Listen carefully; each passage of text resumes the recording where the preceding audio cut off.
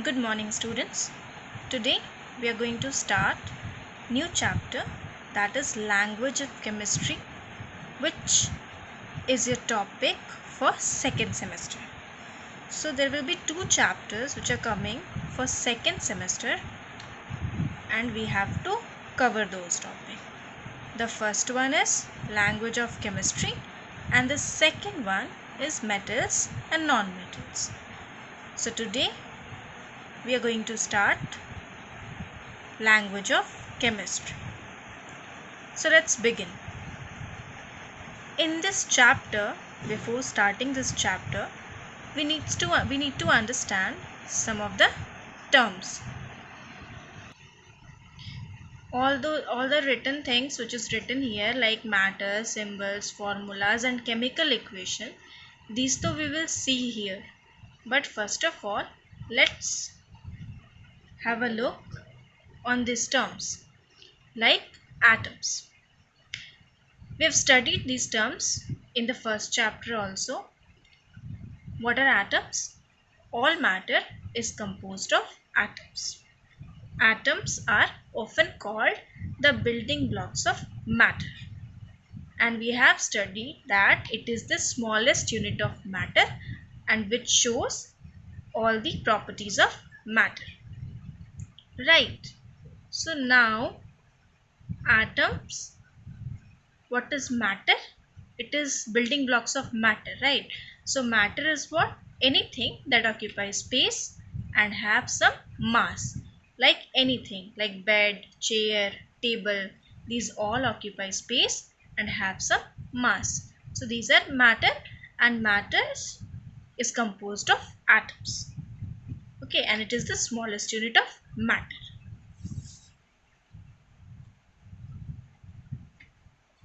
Now let's see what is an element. So element is what? It is made up of only one kind of atom. What is written here? Matter, that is made up of only one kind of atom. You can see here the periodic table of elements.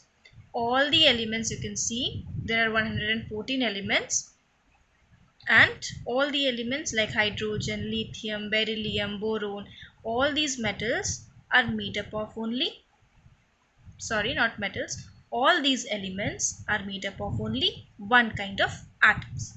Like if I'm talking about sodium, Na, sodium contains only one kind of atom, means only sodium atom is present in sodium elements. So the definition of element is what? It is made up of only one kind of atom. Likewise, if I ask you that is water an element? So what will be your answer? Is water an element? So the answer will be no, water is not an element. Why? Because the formula of water, if you remember, we know that the formula of water is H2O. Two molecules of hydrogen and one molecule of oxygen combine together to form water. So there will be two atoms which is present in a water. Hydrogen atom and oxygen atom. But what is the definition of element? Only one kind of atom is present. But here H2O contains two types of atom. One is hydrogen atom and the second one is oxygen. So the answer will be no, water is not an element. Then what is this water will be? So water is a compound. And compound meaning what? A substance composed of the atoms of two or more elements joined together chemically. So these are the substance where two or more elements join together chemically in a fixed ratio by mass or by volume. Now let's see. Molecule. Molecule means what? A collection of atoms that move and act together as a single entity. Like I'm giving you an example, as you can see here, atoms. H, hydrogen atom. H atom. And if one hydrogen combines with other atom of hydrogen, it forms molecules. So what is the meaning of molecule? You understood? A collection of atoms that move and act together as a single entity. So here you see the collection of hydrogen atom is there to form a molecule. Now next example you see oxygen. O. Oxygen is a atom. O atoms. H2O is a molecule. Collection of atom is here. That's why. Okay. Third example, nitrogen. Nitrogen is an atom, and NH3 nitrogen, one atom of nitrogen and 3 atoms of hydrogen is present. So it is a molecule. Now we will see the first topic, that is chemical reaction. So the change of one or more substances into other substances having different composition and different properties is called a chemical reaction.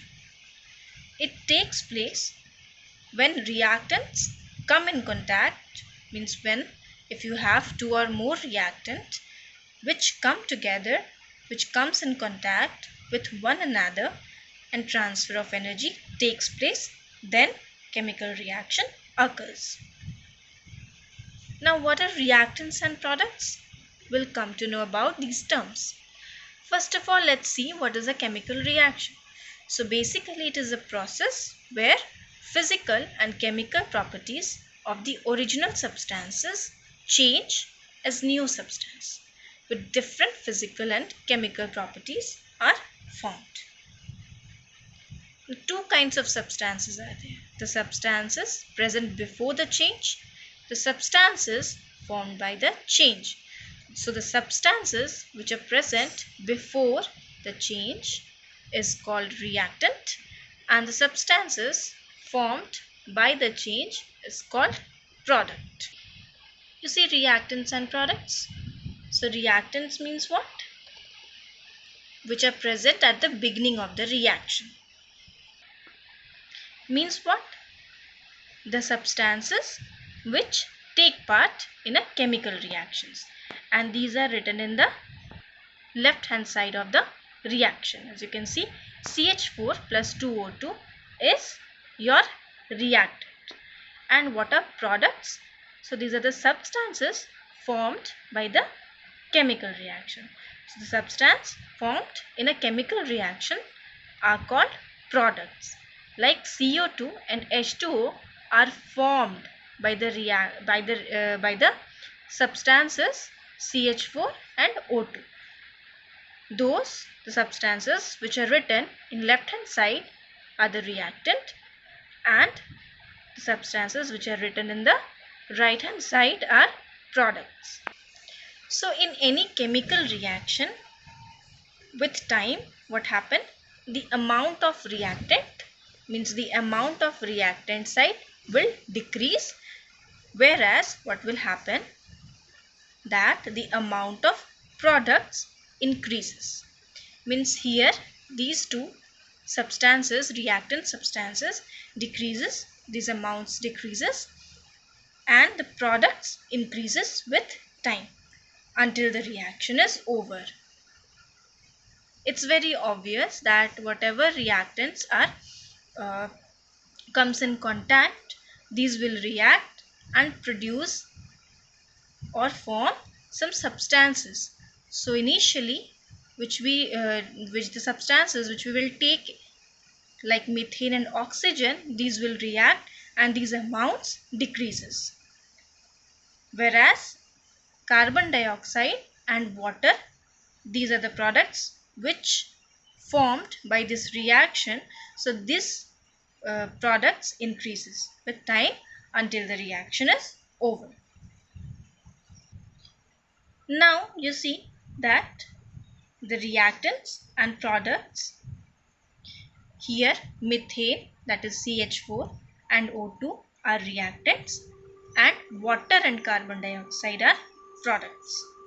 Now this rate of chemical reaction is affected by some factors. So the first factor which is affected is physical state of the reactant. Physical state means what?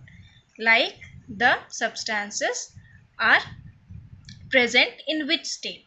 Like in solid state or liquid state or gaseous state or aqueous state. Aqueous state means what?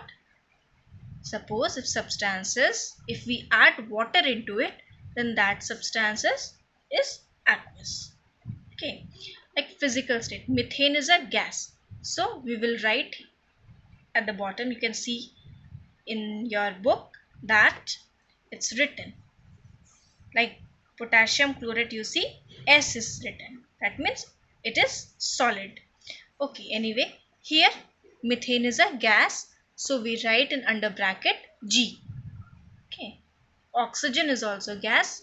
So we write G. Carbon dioxide is also a gas. So we write under bracket just beside that water. Water is a liquid. So we write under bracket L. Okay. So I hope reactant and products is clear to you. And the second factor is temperature, pressure and concentration of the reactants. And the third factor is catalyst. We know catalyst is what? It is a substances which increases the rate of the reaction whether undergoing any chemical change. Okay. So in book you can see potassium chlorate example is given, and manganese dioxide acts as a catalyst. If you add manganese dioxide, the reaction will proceed faster. And not only faster, but manganese dioxide will not going any change. It's just there, but it is there for proceeding the reaction at a faster rate, but it itself doesn't change, right? Means MnO2, so MnO2 remains unchanged after the reaction. Now as you can see in did you know column, what's written? During a chemical reaction, no matter is lost or gained. Thus, during a chemical reaction, the law of conservation of mass holds good. So here law of conservation of mass, you should know that it states that in any physical or chemical reaction, mass is neither created nor destroyed. It is just conserved. So the mass of product equals the mass of the reactant. Like for example, if I am giving you the example of nitrogen and hydrogen reacts to form ammonia. So in order to follow or obey this law, we have to balance the chemical equation.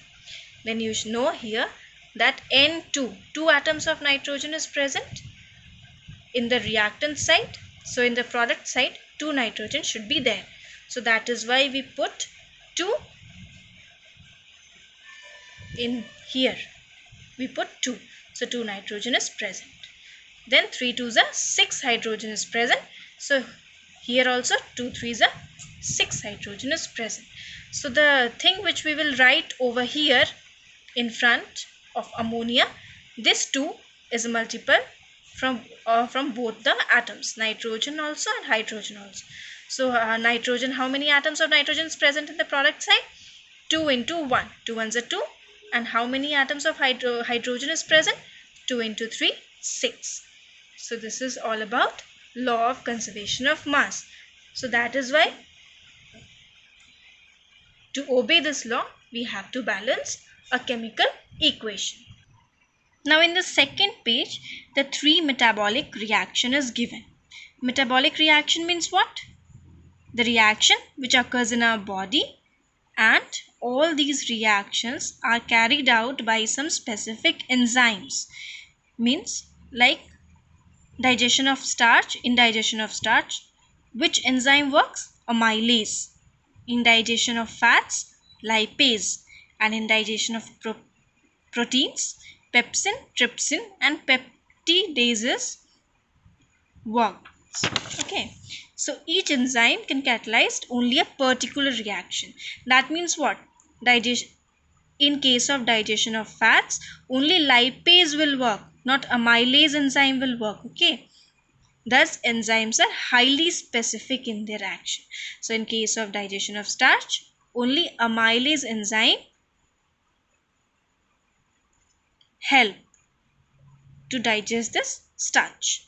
So, these are the some typical reaction that takes place inside our body. These three reactions you should remember. So, this is all about for today's video or lecture. You see, and if any queries is there, you ask in the comment box. Thank you.